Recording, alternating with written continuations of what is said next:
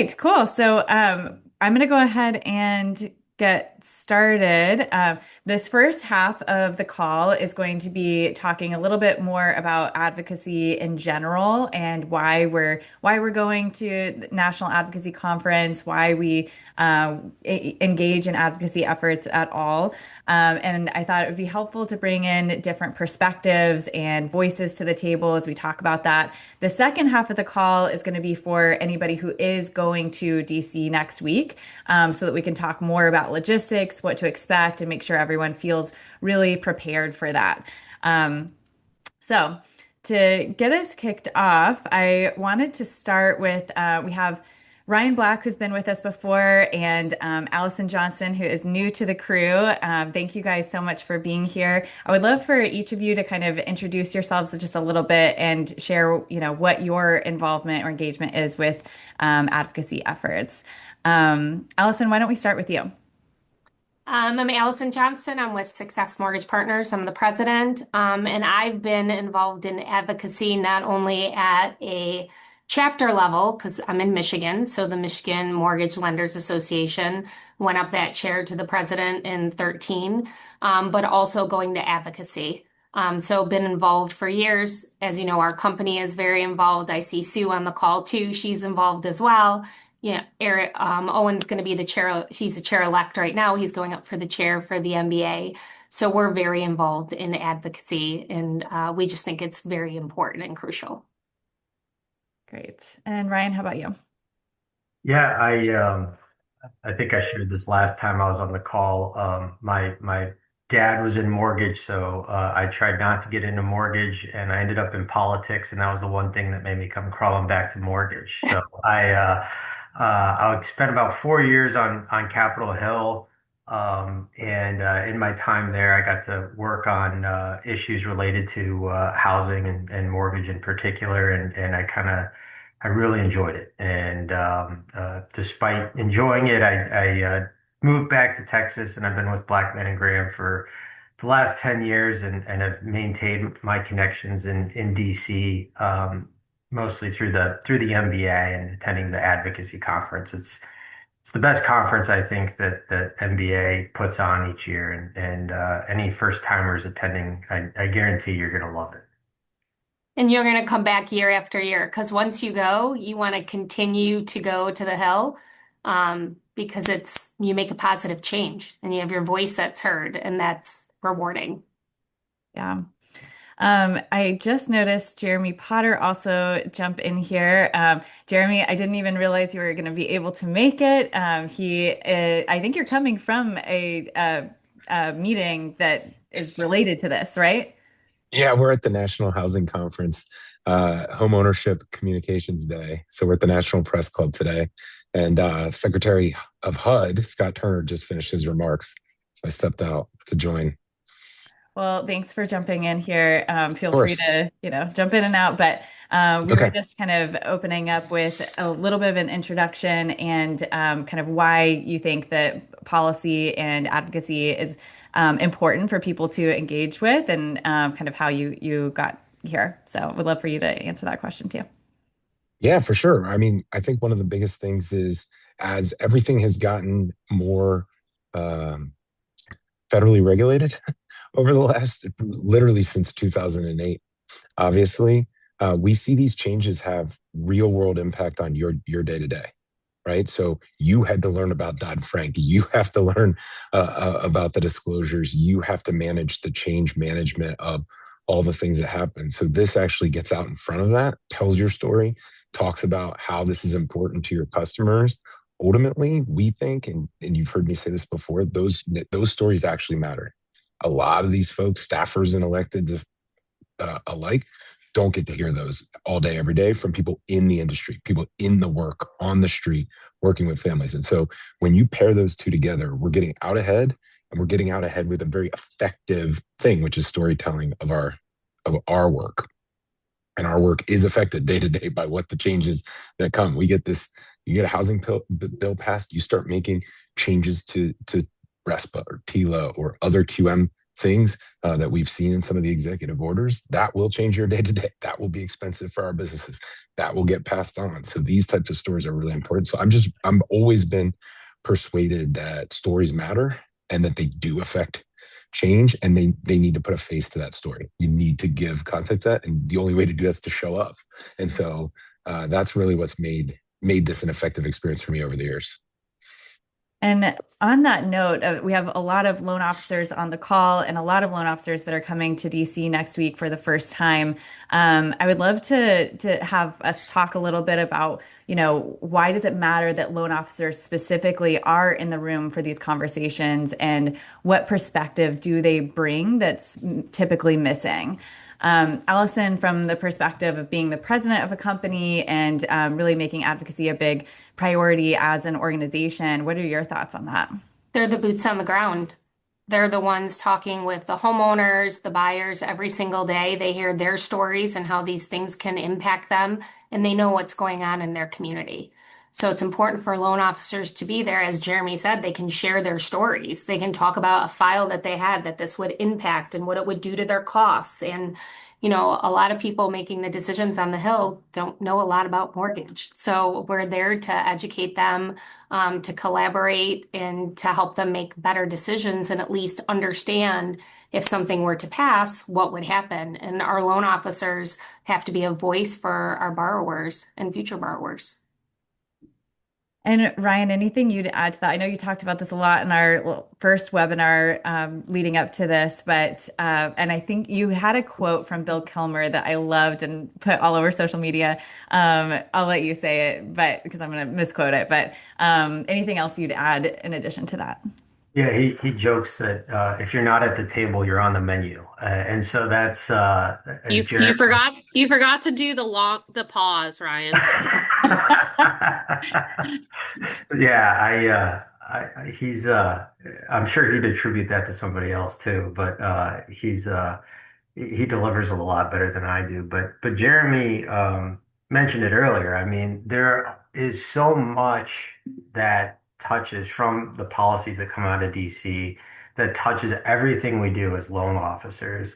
That creating these relationships on the Hill, making them understand that you're working within a regulatory framework from the 1970s that governs everything you do marketing wise. I mean, it doesn't make a ton of sense. It's likely time for Congress to take another look at that. And in order for them to take that big of a step, the first thing to do is to lay the groundwork, have these conversations, and build these relationships. I noticed Dave Savage joined. I don't know if you're able to jump in here, Dave, but yeah, would love your perspective also, as you've been doing a lot of work to bring loan officers to DC next week. Yeah. So hopefully you can hear me okay. Yep. I mean, first of all, I'll just put an exclamation mark on what has been said. The real world experience of a loan officer is just irreplaceable. And that is a voice that legislators have not heard. And they're listening. I've been to DC. I've seen it for myself. It's something that you can only know by seeing it. And then I also think that there really is a competitive advantage that a loan officer walks away from this event with is, one, from a firsthand perspective, they've been on the Hill, they understand the issues that the NBA is fighting for. So I just think there's a inner confidence, there's a new layer of depth that a loan officer can bring. So I think there's a tremendous amount of value for the loan officer themselves to be involved in this. And then a tremendous amount of impact, And then my last point I want to make for everybody that's in the mortgage industry is, guys, we're getting our butt kicked by the real estate industry at Advocacy. Like, they know how to put the force of numbers together, and numbers are power on the Hill. And so I just think, as a mortgage industry, the time is now for us to hey, let's teach loan officers, let's teach our industry. There's power in numbers. Let's get more numbers involved in this. So I think it's we can make impact. The time is now, and we just need to get the numbers. Yeah. Yeah, that collective voice is so powerful. And I think even beyond the event next week, we're going to be continuing to support efforts that the NBA has put together. And yeah, really, like Allison said, the boots on the ground is really impactful and to have that voice at the table. So I wanted to bring in a conversation around what the priorities really are around the policy conversations. We saw the NBA's guidebook come out last week around some of the major policy priorities as we go into next week. And then we kind of took that and created some talking points and a couple areas that we think loan officers specifically have a really unique voice to bring to those conversations. So Jeremy and I have been working on that. And Jeremy, I wanted to start with you. I know you have to jump, but have you share a little bit about some of those areas that you think would be helpful for specifically loan officers and mortgage professionals to think about. And these are linked in the playbook, but some of the couple top priority areas that we talked about was the Road to Housing Act. And you'll see in there what it is, our take, how to talk about it, and then tax policies for housing affordability and supply, same type of thing. So anything you would share, and then by the way, below that are like, if you're to be ready when it comes up, there's other stuff, information related to that. So Jeremy, wanted to have you just kind of briefly touch on that. Yeah, I mean, one of the things you'll find is there are so many things we could talk about. We have no shortage of issues that the MBA has identified, that First Time IQ has identified that would be valuable to discuss. So we had to prioritize somehow. What's our tier one? What's our tier two? And start to dig into them.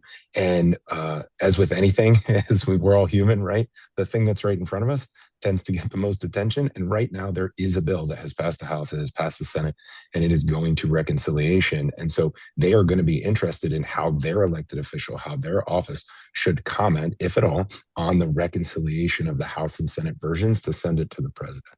One of the things that I think this bill has gotten tagged as is a largely supply side bill. And there is a lot of reasons why, which you can see in the briefing. The one thing we wanted to highlight here is housing is an economic engine for communities. We just heard it from Secretary Turner in the room I was just in. And the bottom line is, when you talk to elected officials about why and how housing becomes more attainable for the families that you serve, we want to show them that this bill is important for all of us. Housing finance benefits when there are more opportunities for our clients. We work closer with real estate. As Dave just said, I think Dave's point was spot on. Real estate agents have shown up, and they've shown up in large numbers, and you can actually see the effect that's had on their regulatory environment versus ours over the last 25 years. And so I think that is a really good way to think about it. So with this bill, even though it's largely focused on supply side, we get to talk about the thing we care about the most: homeownership as an engine for communities, homeownership as an engine for wealth creation.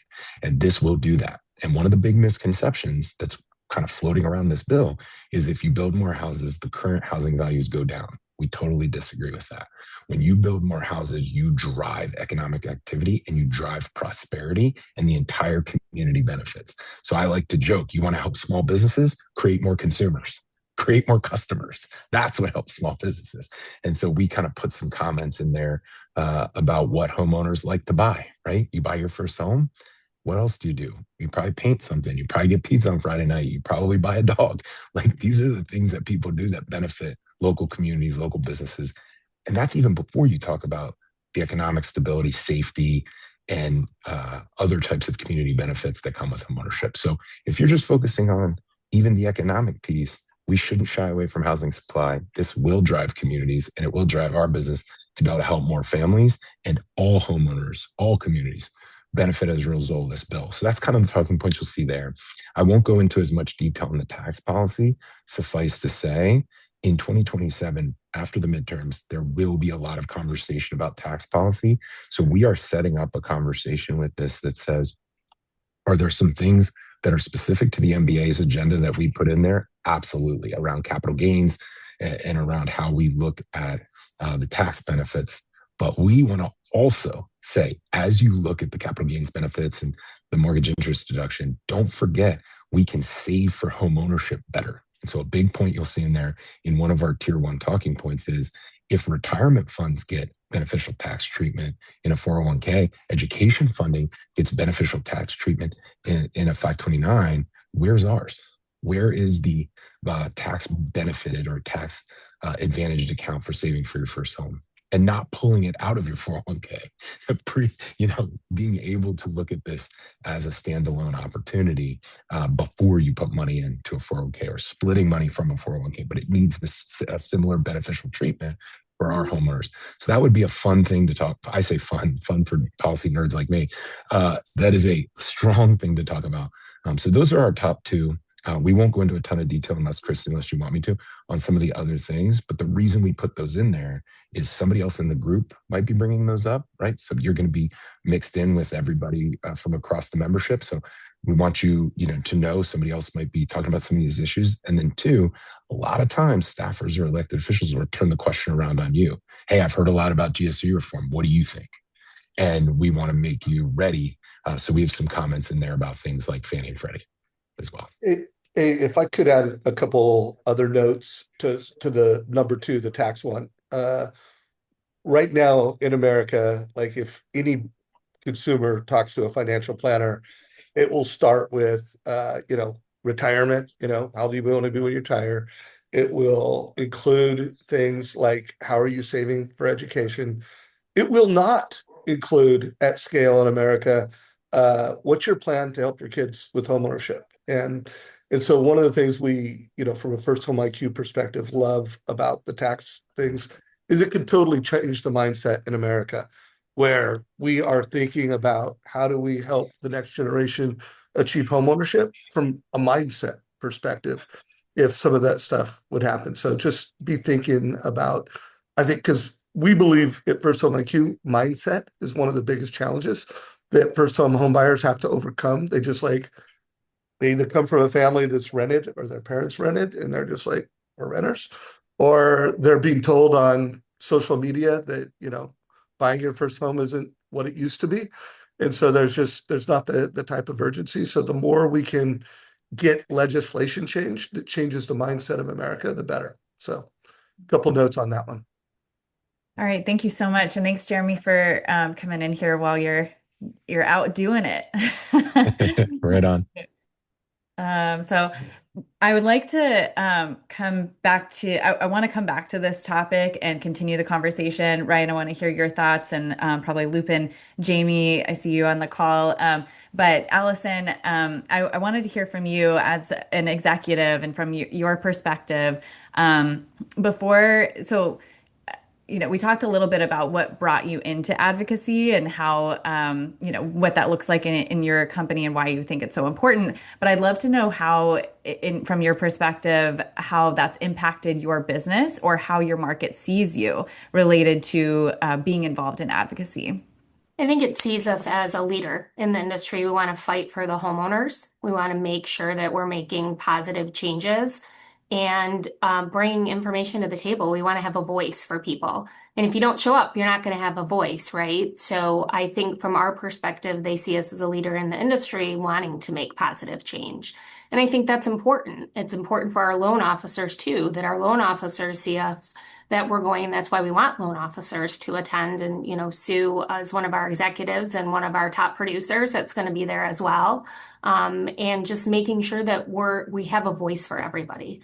And so it makes a big difference for us in the industry that we're not sitting back, right? We're actually participating. Yeah, I love that. Well, I think it's just so important to have like you from the very top, you're talking about this and why this is important. So appreciate you being here and jumping on. Feel free to continue to chime in on conversation, but I know you're super busy. So Thank you. you I can also appreciate drop it. off. So I wanted to come back to the policy priorities again and also see if anybody has any questions around this. So others on the call are welcome to jump in. But Ryan, I wanted to hear your thoughts if there's anything else that you would add related to kind of how we're talking about these issues and how a loan officer specifically can talk about them. I think one of the most important things a loan officer can do between now and advocacy day is review the issue brief, but try and think of concrete examples of these things coming up in practice. So maybe you've got a borrower that you're able to qualify, but we just can't find a home for them to purchase in the area they want to be in. And part of the reason is that, mom and dad moved into the area years ago, but they'll take a hit on the capital gains of sale of their property if they were to downsize. And so that's a real world example of opening up some entry level homes or having a trickle down effect, if you will, for other people to buy that house and free up other inventory within the market. Start thinking of examples like that because you really need to connect the dots for these staffers and elected officials. Again, they if you're talking to an elected official, they might have just been coming from a briefing on the conflict in Iran. I mean, they're so far spread out on all these issues that sometimes we have to spell things out in what might seem like an obvious manner for somebody in the industry, but providing those real world examples, on these top priorities would go a long way for both staffers and for elected officials. So good. And Jamey, I'm going to spotlight you as well. Jamey has been such a huge help and amazing partner on this journey. So, Jamey, thank you so much for hopping in here. Wanted to have you speak to this as well, and also how for those who are not able to go next week, how they can be involved in MBA's advocacy efforts as well. Yeah, and I appreciate it, Kristen. And likewise, I mean, this has been a fabulous partnership with First Home IQ and looks like a rock star group here, but I do see a lot of first timers. So I'm really excited to have you guys come to NAC and experience it because I think, Allison, you said once you attend, you're gonna want to keep coming back.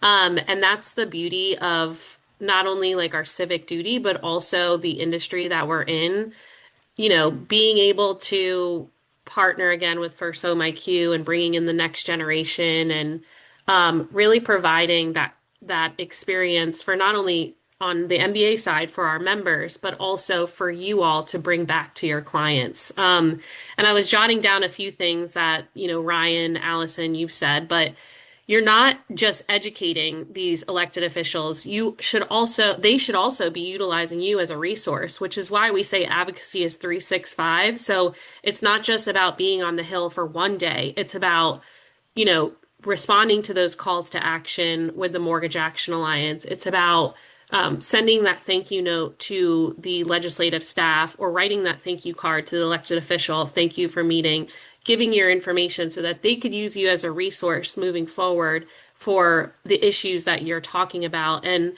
a perfect example that we could use from last year is the trigger leads. Like that was not a one-time thing. That was over a 3-year span. It was lobbying efforts. It was calls to action that people did throughout the Mortgage Action Alliance, which again is our tool that we utilize to speak directly to elected officials, whether that's on the state, federal, or local level. And then, of course, it was NAC for 3 years, but it was really hearing those experiences and those real stories. And then also some of the individuals being able, or like lawmakers, actually experiencing it for themselves where they really understood. And to Ryan's point, they are spread far and in between. And so speaking to a legislative staff is not a downgrade. Please don't think of it like that. They are really the engines, the tools behind the issues, the bipartisan issues that pass on Capitol Hill. So really utilize them. And again, you might have 5 minutes, you might have, 20, 30 minutes we hope you would have during a meeting, but make sure that you're really honing it in on how it impacts your daily lives and the lives of your clients. So that's what I would add to it. Is there anything else specific that you wanted me to answer? So I think that covers just generally like how to prepare. We'll talk a little bit more about logistics, but I think that's perfect. Thank you so much, Jamey. Um, Absolutely. I want to loop in.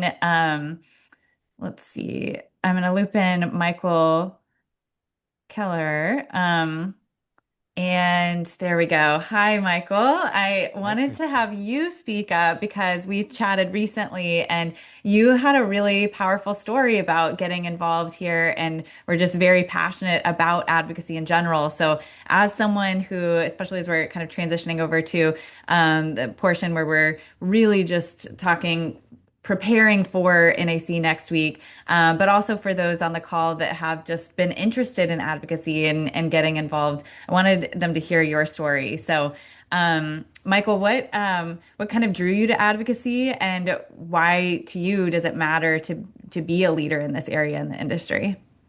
Yeah, my first advocacy conference was back in 2014. So about 200 mortgage conferences ago. I was young in the industry. I didn't really know anybody. I couldn't afford the DC airport, so I had to fly into BWI. I had to take the train. I had to stay at my mom's college friend's house I never met. Because the hotels are a little expensive there in DC, and then take the subway down for the Tuesday and the Wednesday, and absolutely fell in love with it. I've been to 10 of them now, and I was spoiled a little on the first one. So we met 7 out of the 8 congressmen and women.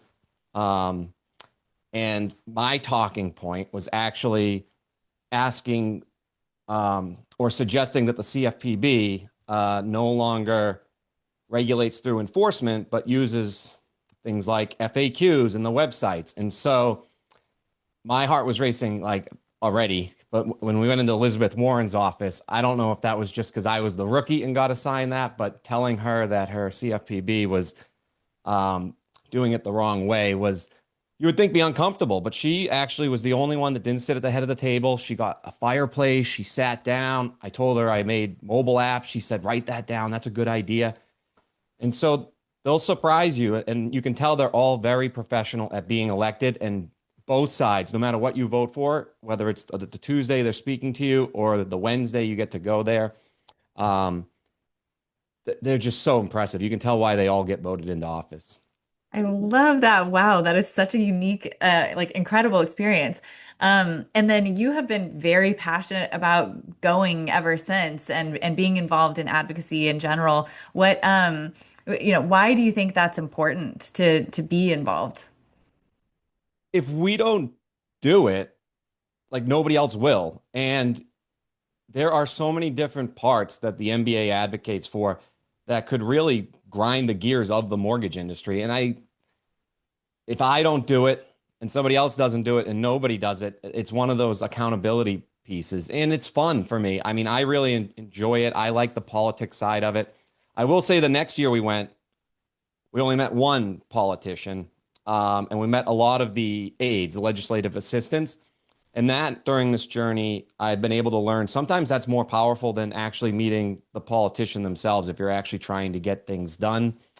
Cool story is back to Elizabeth Warren. She has a very talented staff. And we would speak with her same assistant 2 years in a row. And about 2 years later, the NBA needed help with Janet Yellen in some policy. I forget it offhand.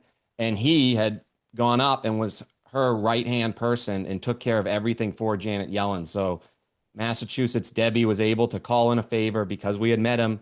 And so the pictures are great. The photo ops are great. My parents are way more, or my whole family liked my pictures with the politicians on Thanksgiving more than my mortgage stories. But for us, meeting those assistants, and many of them don't even own homes. So you have to understand you're talking to them about a subject they're not always familiar with. And I think the NBA does a great job on day one preparing you.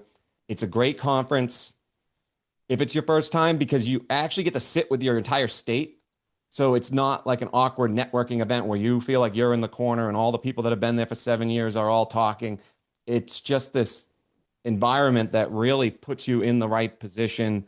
And And then some of them are on certain committees. So they will know, like they could be on Ways and Means. So they would know a lot about what Jeremy was talking about. And some are on armed, they might know veterans, but they don't know much about mortgage.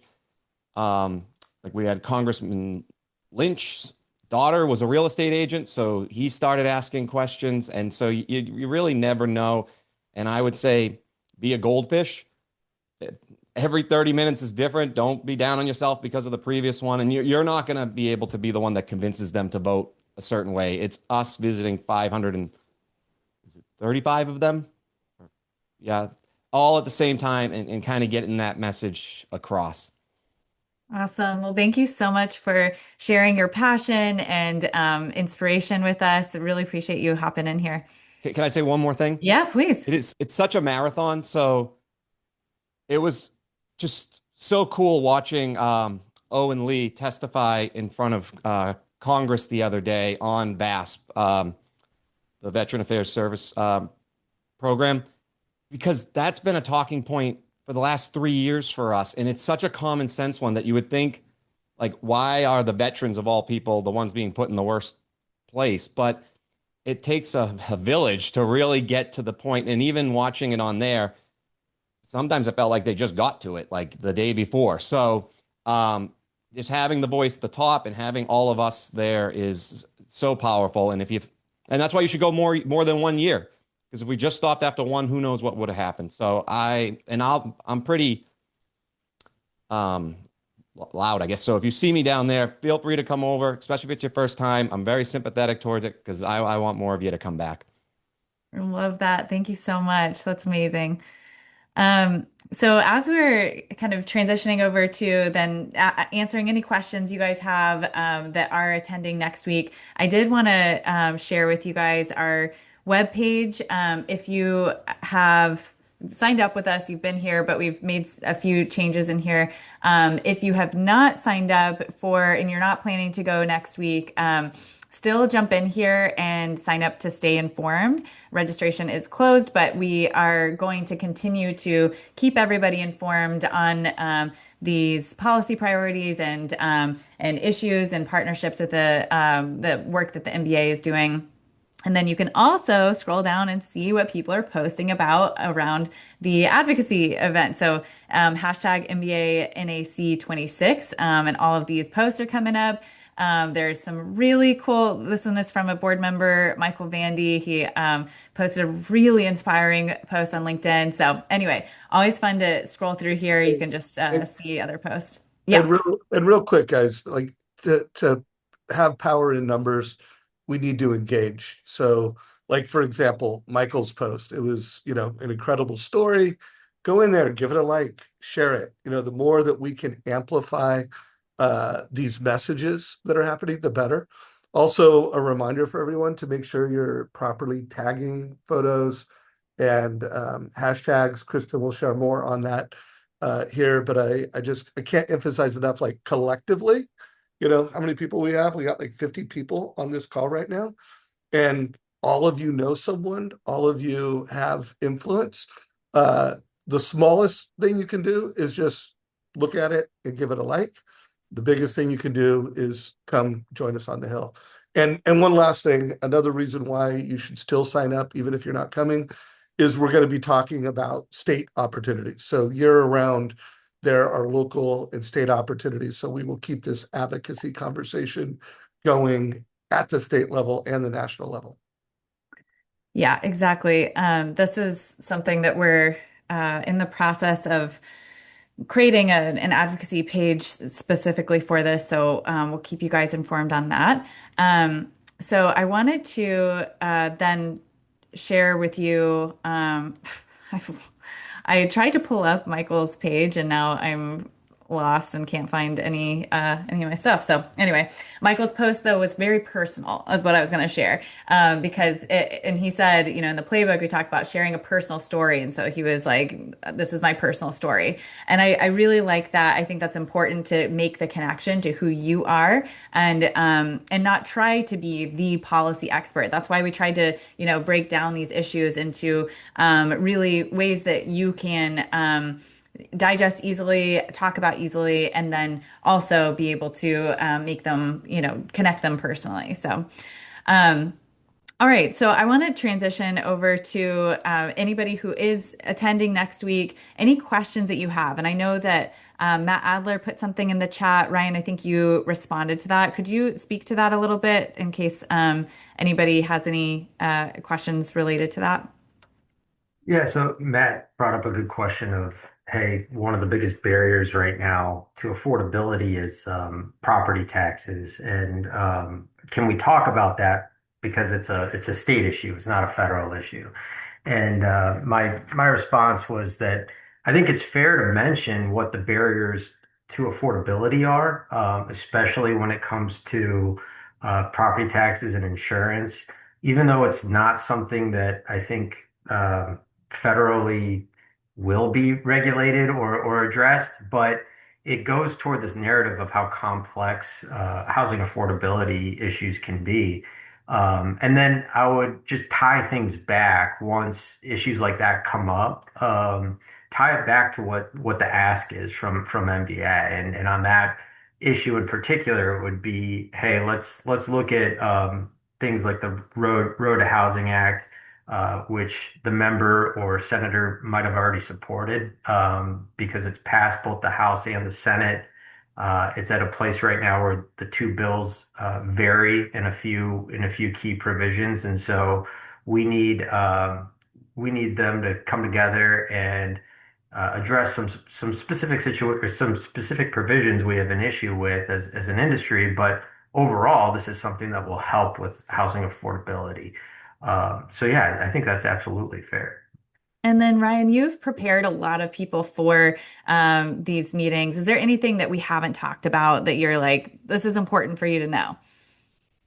No, I mean, and Jamie's done it more than I have, but I would say that you all are the experts. You all live and breathe this. I think that the most successful meeting outcomes you can have, of course, are convincing the member or senator to support our position, but you do that by relating it back to their district or their state. And that's where loan officers, I think, serve the best purpose in all of this. You all are serving their constituents in their district, in their state.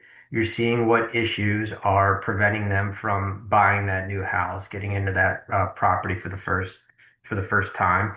And so you need to share those real world experiences with them. They can talk about these things in a theoretical sense with MBA, but you make it real.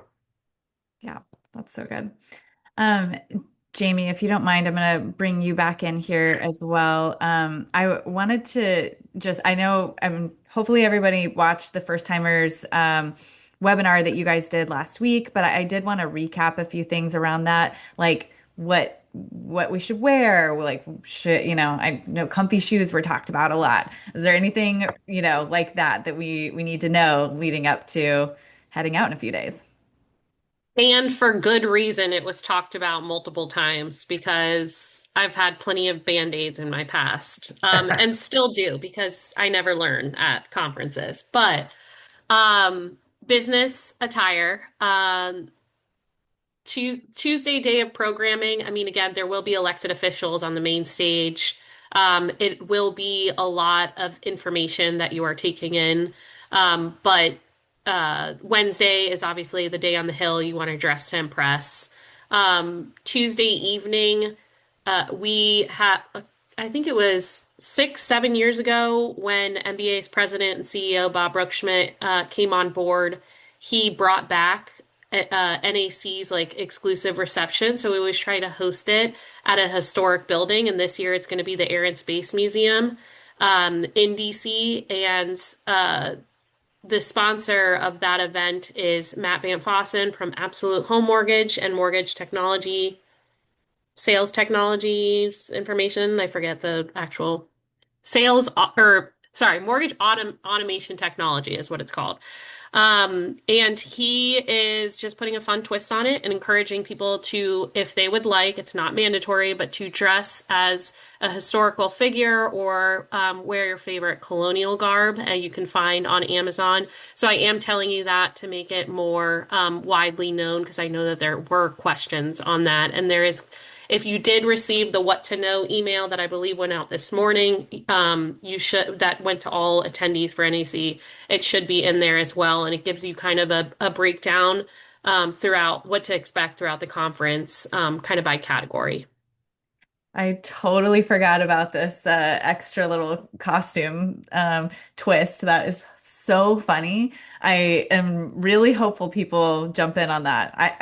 I think I will, but I don't know what that will look like. And I'm going to add it to our I can playbook. tell you, Just I committed. You committed. immediately thought of Amelia Earhart. Ooh, I did a project on her like back in like third grade, and that was like and we were in the Air and Space Museum, so I'm like, that's what I'm going as. So okay, that's really good. I was stuck in yeah, like a wig. I don't know. So, okay, this is very good. Um, cool. Okay. And yeah, I do remember, I can't remember if it was NAC or some other conference in DC, but this is so disgusting. I was walking barefoot on the streets of DC at one point because I chose to wear heels for some reason. So, we're done with those forever probably, but yeah, comfy shoes for sure.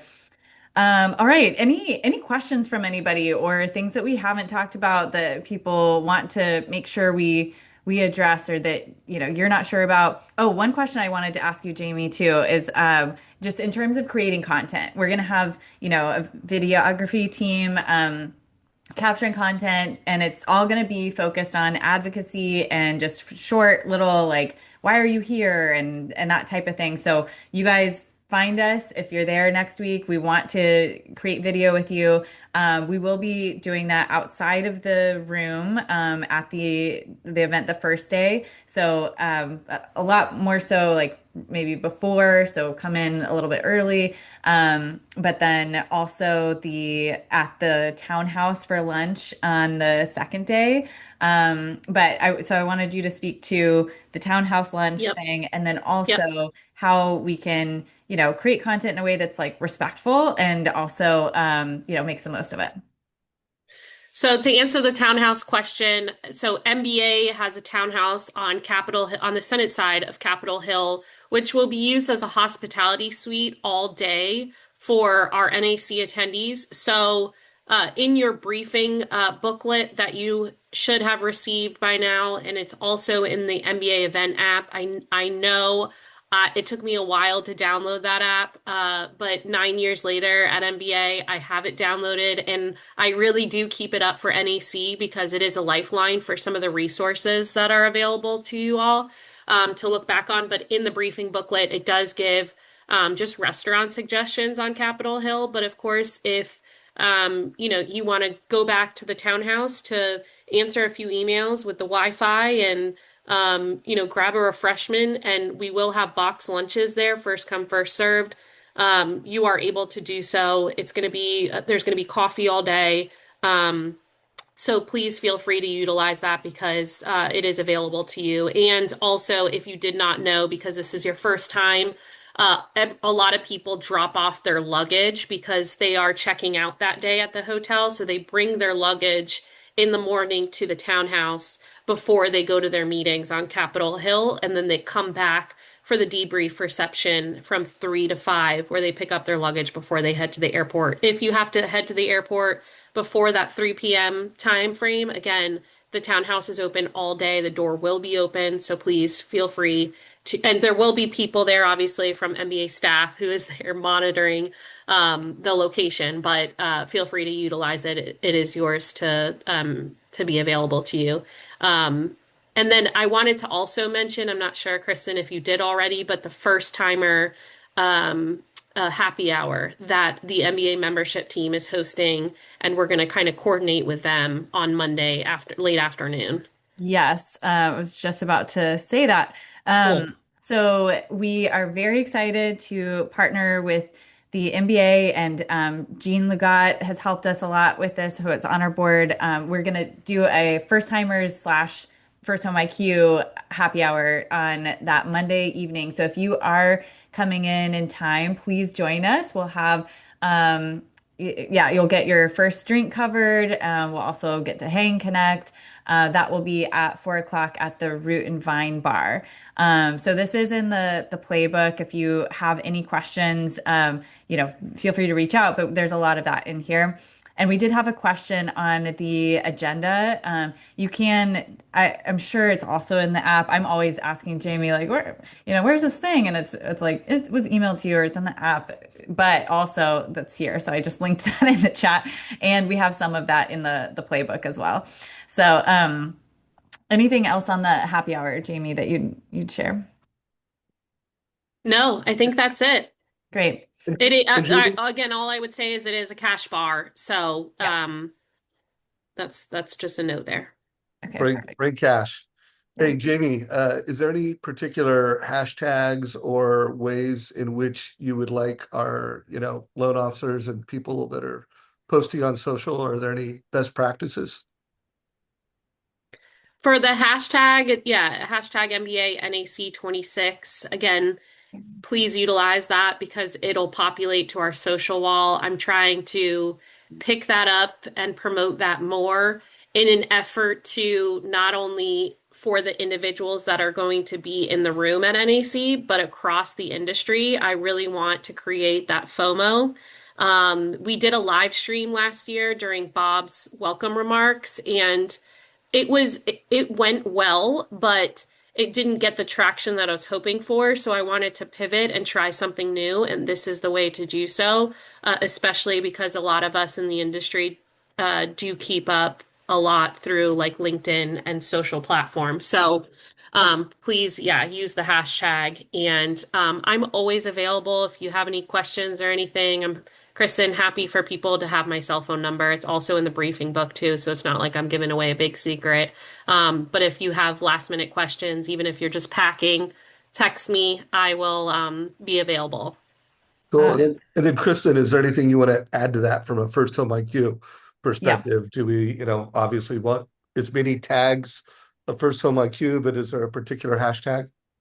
Yeah, definitely tag First Home IQ, but use this hashtag. We didn't even want to, add anything else to that. We have that funneling through. So when that hashtag happens, we have the code to be able to put that on this wall. So it shows up on our MBA advocacy page. So super fun. Definitely so excited that we are able to kind of, again, create that collective voice. So it is not only showing up on social media, and you can see a lot of our advocates on here. We're going to give you guys some more social content before we're done here. But so there's that. Make sure to tag First Home IQ because that allows us to see and repost that.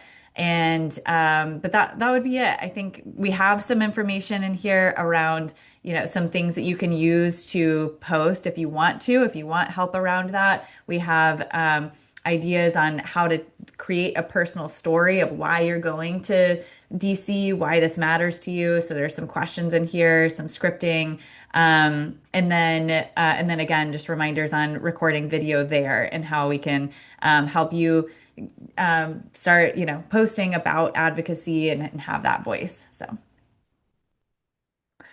anything else that you guys have questions about or anything we haven't covered so far?